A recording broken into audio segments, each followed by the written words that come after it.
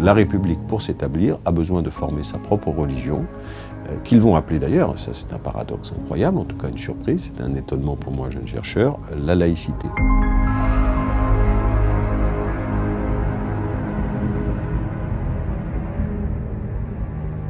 Est-ce que la philosophie progressiste des Lumières, elle est la religion de la République? Oui, je l'ai écrit. J'ai même expliqué que le Grand Orient était l'église de la République. Je ne savais pas que j'allais faire plaisir à Éric Zemmour, mais quand j'ai écrit ça, je l'ai dit, oui, c'est la boîte à outils de la République et c'est la religion de la République. La franc-maçonnerie n'a fabriqué des Grands Orients que dans les pays catholiques. Dans les pays où il y a un roi ou un prince catholique, il y a un Grand Orient. Dans les pays où il y a des rois protestants, il n'y a pas de Grand Orient. Remarquez bien, France, Espagne, Portugal, Italie, Autriche. Grand Orient. Dans les pays protestants, Norvège, Suède, Angleterre, Amérique, il n'y a pas de Grand Orient. Le Grand Orient, c'est l'opération maçonnique pour détruire la foi catholique dans les pays catholiques. La maçonnerie, en donnant à ces réunions une atmosphère vaguement religieuse, en organisant une hiérarchie, une initiation, des rites, se comporte comme une contrefaçon d'église. Si l'on croit, comme c'est mon cas, dans la République, à un moment, il faut passer par la franc-maçonnerie.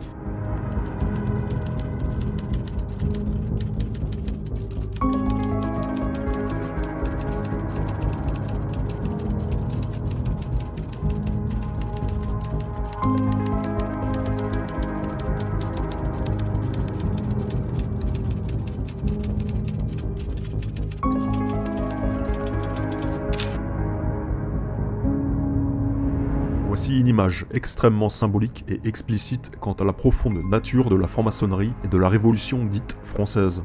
Cette représentation datant du début du XXe siècle, création du Grand Orient de France, est intitulée « L'homme nouveau, né de la Révolution française ». Nous y voyons un homme se tenant debout sous la devise du Grand Orient, liberté, égalité, fraternité, devenue, in fine, devise de la République. L'homme est évidemment un maçon, un franc-maçon, avec pour seul vêtement un tablier maçonnique couvrant l'innommable culte phallique. Il porte à la main une truelle ayant aidé à façonner la colonne sur laquelle il s'appuie. Nous pouvons voir que sur cette colonne tronquée sont inscrits les nouvelles tables de loi, c'est-à-dire celles des droits de l'homme, remplaçant ainsi les 10 commandements donnés par Dieu à Moïse.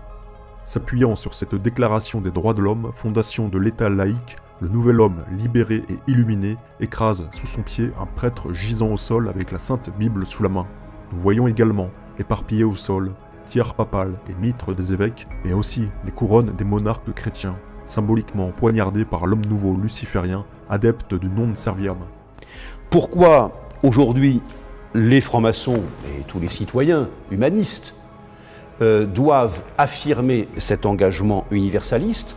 C'est parce que nous sommes confrontés aujourd'hui à un retour fulgurant, considérable, des idéologies essentialistes qui veulent enfermer l'homme, qui veulent assigner l'homme générique, à son passé, à ses origines, à ses héritages. Tant et si bien qu'à la Révolution française, on jette les idoles chrétiennes, les statues, on met à bas, on effondre, on fait effondrer, on ne veut plus de la religion chrétienne. Hein. Mais qu'est-ce qu'on va y substituer?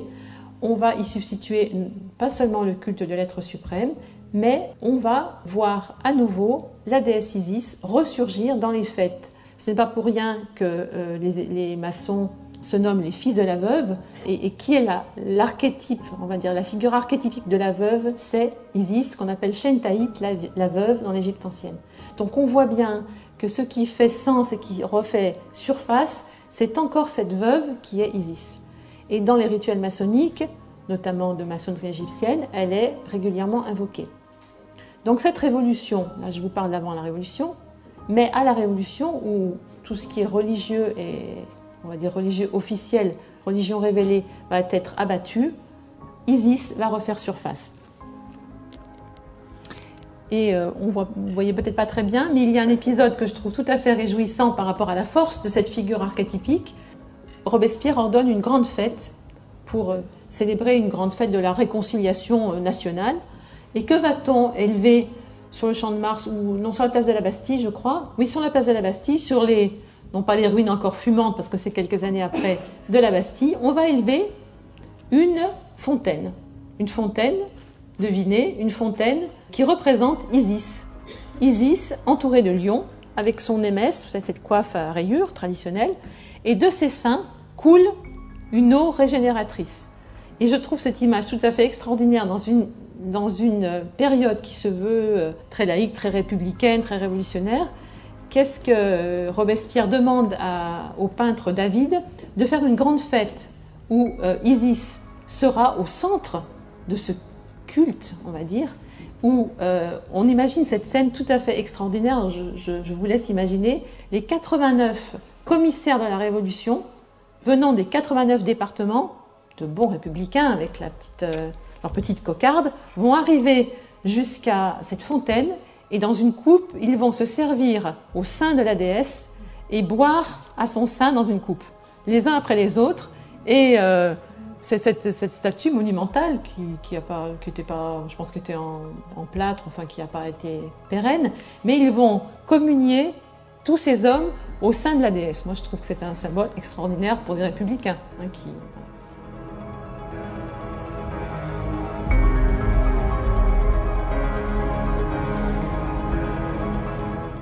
Noi non facciamo nomi, non ne faremo neanche questa sera, ma è davvero così? Banchieri che si uniscono, uomini dell'alta Dunque, io quando ho studiato è vera questa storia? Penso di sì. Quando ho studiato l'esoterismo e l'occultismo mi sembrava impossibile che questa grande, immensa diffusione di queste idee, diciamo, irrazionali, di poteri, di rituali per adescare i demoni, i diavoli, chiamarli, farli mettere al loro comando, sacrifici, messe nere, tutto questo marasma partisse solo da questi poveri maghi illetterati, ignorantoni che si vedono in giro. Dico, qui c'è qualcosa di più grosso e ho scoperto infatti tutta una lunga corrente di diciamo, persone che sono passate, proprio lo devo dire chiaramente, dal marxismo all'esoterismo, cioè da una visione positivista, materialista della vita a una visione invece spiritualistico-energetica, cercando di evocare dalle forze del male ulteriori poteri di conoscenza, di sapienza e anche di intervento nel mondo. Io sono scettica totale e so benissimo che chiamando i diavoli questi non vengono proprio mai. Ma io non capisco una cosa, se sono persone, come dire, comunque fortemente laiche, sì, come mai evocano il diavolo, cioè che è un concetto invece appunto nuovo? Il traghetto,